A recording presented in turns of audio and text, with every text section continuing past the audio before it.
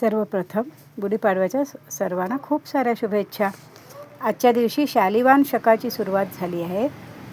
तसेच श्रीराम जेव्हा लंकेवर विजय मिळवून अयोध्येला परत आले तोही आजचाच दिवस.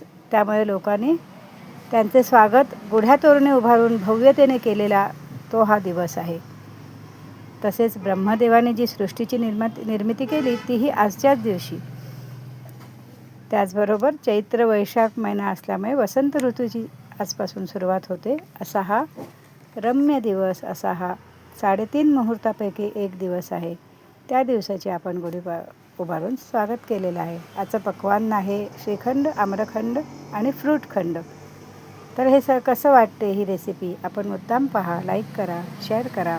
रजनीगंधा हे ट्यूब आवडल्यास सबस्क्राईब करा आणि नक्की माझं चॅनल पहा. धन्यवाद.